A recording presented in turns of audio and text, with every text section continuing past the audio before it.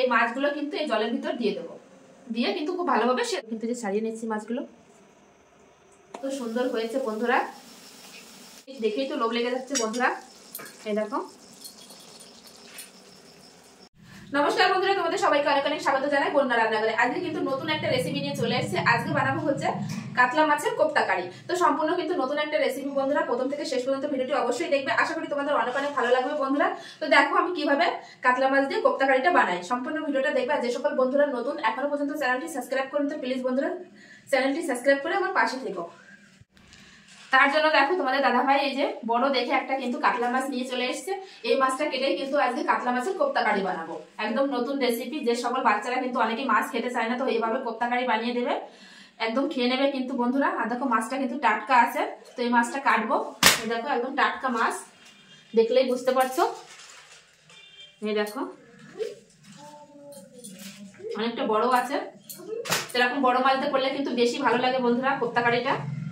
তো আমি এখানে কাতলা মাছ দিয়ে করছি, তোমরা রুই মাছ দিয়ে, ভেটকি মাছ দিয়ে, তো যে কোনো মাছ দিয়ে করতে পারো, বড় মাছ দিয়ে। প্রথমে কিন্তু মাছের আঁশগুলো কিন্তু খুব ভালোভাবে ছাড়িয়ে নিতে হবে। তার জন্য কিন্তু একটা চামচ নিয়ে নিয়েছি, চামচের সাহায্যে কিন্তু আঁশগুলো ছাড়িয়ে নেবো। এই যে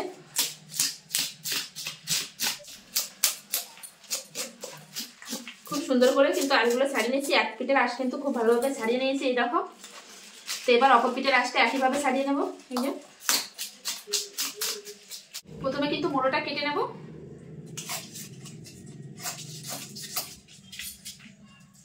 বড় ধরা যাচ্ছে না,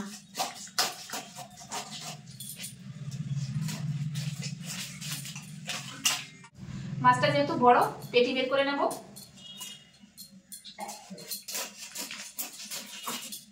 এই দেখো এবার কিন্তু এই মাঝখান থেকে কেটে নেব, পেটি বের করে নেব।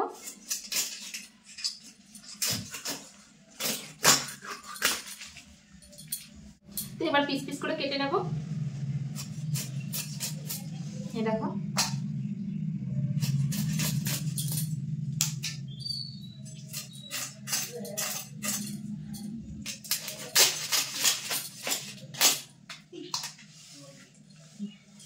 তো এবার পেটির মাছটা কেটে নেব। পেটির মাছটা একটু বড় বড় করে রাখবো। এই যে তো এবার এই মাছটা কেটে নেব। তো এই যে এরকম পিস পিস করে কেটে নেব।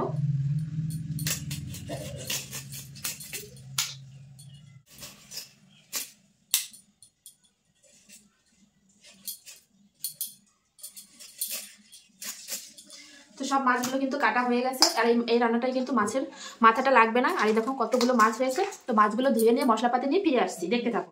মাছগুলো কিন্তু খুব সুন্দর করে ধুয়ে নিয়ে চলে এসেছে। আমি এখানে এই 5 পিস মাছ হলে কিন্তু আজকে রান্নাটা হয়ে যাবে, বাকিটা রেখে দিয়েছি। আর সমস্ত মশলাপাতি নিয়ে কিন্তু চলে এসেছি।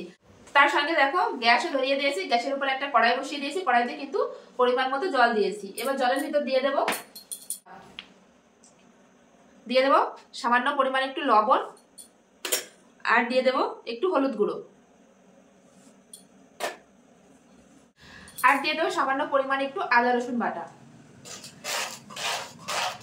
এবার যে মাছগুলো ধুয়ে রেখেছিলাম, এই মাছগুলো কিন্তু এই জলের ভিতর দিয়ে দেবো, দিয়ে কিন্তু খুব ভালোভাবে সেদ্ধ করে নেব।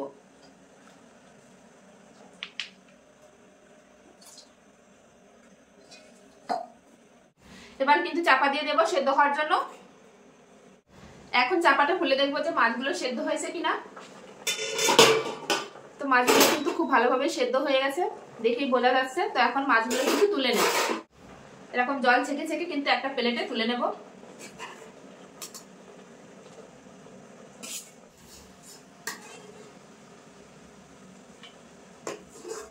তো সব মাছগুলো কিন্তু আমি তুলে নিয়েছি, একটু ঠান্ডা করতে দেব।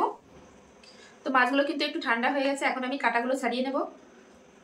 একটা কাঁটাও কিন্তু রাখা যাবে না মাছের ভিতর। আর যে উপরে যে চামড়াটা, এটাও কিন্তু আমি আলাদা করে রেখে দেবো। এটা কিন্তু দেবো না এর ভিতরে, এই তেল তেল ভাবটা। এই যে এটা,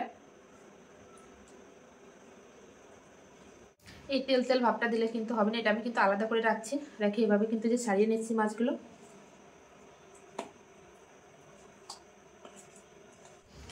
খুব সুন্দরভাবে কিন্তু মাছের কাঁটাগুলো এই যে বেছে নিচ্ছি। এই যে দেখো কতটা হয়েছে, আর এই একটা বাছলেই কিন্তু হয়ে যায়। মাছের কাঁটাগুলো কিন্তু খুব সুন্দর করে ছাড়িয়ে নিয়েছি, আর এতটা হয়েছে। আর দেখো এই যে কাঁটাটা আমি আলাদা করে রেখে দিয়েছি, এই যে তেল অংশটা, এটা কিন্তু দিইনি আমি। এটা রেখে দেবো। এখন এই মাছের ভিতর কিছু মশলা মাখিয়ে নেব। প্রথমে দিয়ে দেবো হচ্ছে লঙ্কা কুচি, কাঁচা লঙ্কা কুচি, যে যেমন ঝাল খাবে তেমন অনুযায়ী দেবে। তারপরে দিয়ে দেবো পেঁয়াজ কুচি, দিয়ে দেবো হাফ চামচ আদা রসুন বাটা, এবার দিয়ে দেবো হাফ চামচ গোলমরিচ গুঁড়ো, দিয়ে দেবো হাফ চামচ হচ্ছে ধনে গুঁড়ো, দিয়ে দেবো হাফ চামচ জিরে গুঁড়ো, হাফ চামচ লঙ্কার গুঁড়ো, দেবো সামান্য পরিমাণ একটু হলুদ গুঁড়ো, স্বাদ অনুসারে লবণ, দিয়ে দেবো ধনেপাতা কুচি,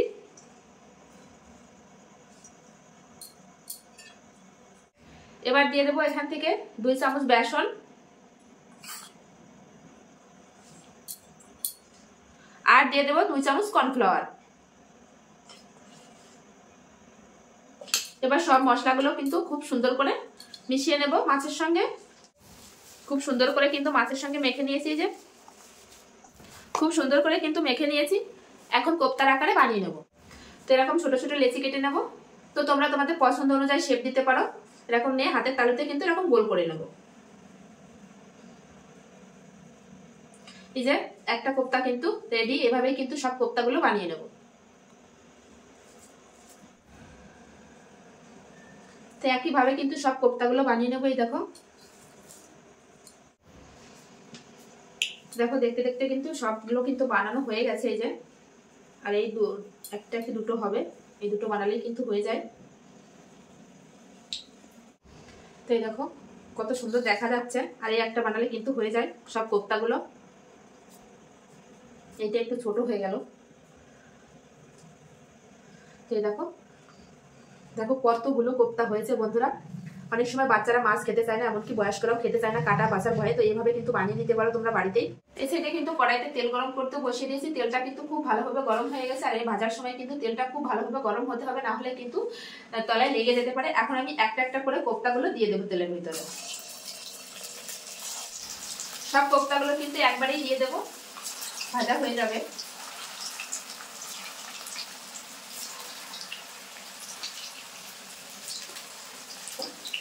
কোপ্তাগুলো কিন্তু এক এক করে এখন উল্টে দেবো। এই দেখো কত সুন্দর কিন্তু ভাজা হচ্ছে, একটু কিন্তু ফেটে যায়নি। এভাবে উল্টে পাল্টে লাল লাল করে ভেজে নেব। কোপ্তাগুলো দেখো কত সুন্দরভাবে ভাজা হচ্ছে, আর দেখতে দেখো কত সুন্দর লাগছে বন্ধুরা। একটাও কিন্তু ভেঙে যায়নি বা ফেটে যায়নি। তো দেখলেই বুঝতে পারছো বন্ধুরা। কোপ্তাগুলো কিন্তু ভাজা হয়ে গেছে, এখন তুলে নেবো। তোমরা কিন্তু এভাবেও খেয়ে নিতে পারো, এভাবেও কিন্তু খুব ভালো লাগে। এই দেখো কত সুন্দর হয়েছে বন্ধুরা। তো এখন তুলে নেব সব কোপ্তাগুলো। এই দেখো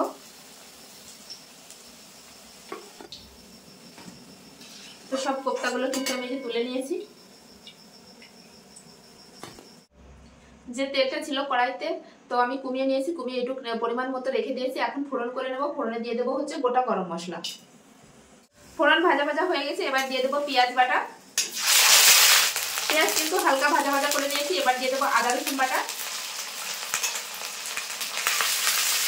পেঁয়াজ আদা রসুন কিন্তু আমি একটু লাল লাল করে ভেজে নিয়েছি। এবার বাকি কিছু গুঁড়ো মশলা অ্যাড করবো। প্রথমে দিয়ে দেবো হলুদ গুঁড়ো, দিয়ে দেবো ধনে গুঁড়ো, আর দিয়ে দেবো 1 চামচ করে দিচ্ছি জিরে গুঁড়ো, হাফ চামচ লঙ্কা গুঁড়ো, স্বাদ অনুসারে লবণ,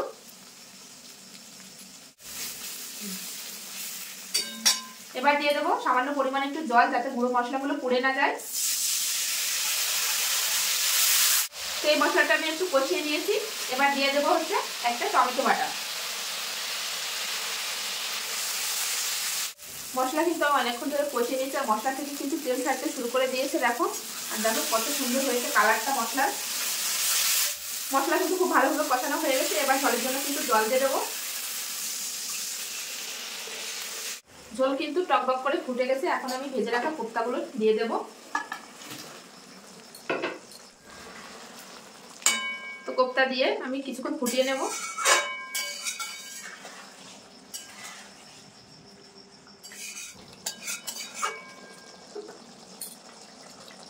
দেখো বন্ধুরা রান্নার কালারটা কত সুন্দর এসেছে, দেখেই তো লোভ লেগে যাচ্ছে বন্ধুরা। এই দেখো তো রান্নাটা হয়ে এসছে। এখন আমি উপর দিয়ে দেবো ধনেপাতা কুচি দিয়ে নামিয়ে নেব।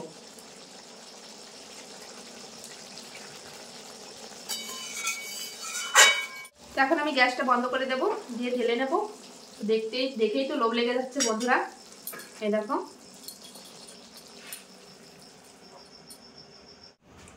কাতলা মাছের কোপ্তা কারি কিন্তু একদম রেডি। দেখো গরম গরম, আর গরম গরম ভাতের সঙ্গে কিন্তু খুবই ভালো লাগবে বন্ধুরা। এটা তোমরা রুটির সঙ্গেও খেতে পারো, যেহেতু কাটা বাছার কোনো ভয় নেই। তো আজকের এই কাতলা মাছের কোপ্তা কারির রেসিপিটা কেমন লাগলো বন্ধুরা অবশ্যই কমেন্টে জানাবে বন্ধুরা। ভালো লাগলে অবশ্যই লাইক কমেন্ট শেয়ার করবে, শেয়ার করে কিন্তু অন্যকে দেখার সুযোগ করে দেবে। এরকম নিত্য নতুন ভিডিও পাওয়ার জন্য কিন্তু অবশ্যই বন্যা রান্নাঘর চ্যানেলটি সাবস্ক্রাইব করবে। সবাই ভালো থাকবে, সুস্থ থাকবে। আবার ফিরে আসছি নতুন কোনো রেসিপির সঙ্গে। ততক্ষণের জন্য কিন্তু বাই। আর কেমন হয়েছে অবশ্যই কিন্তু কমেন্টে জানাবে বন্ধুরা।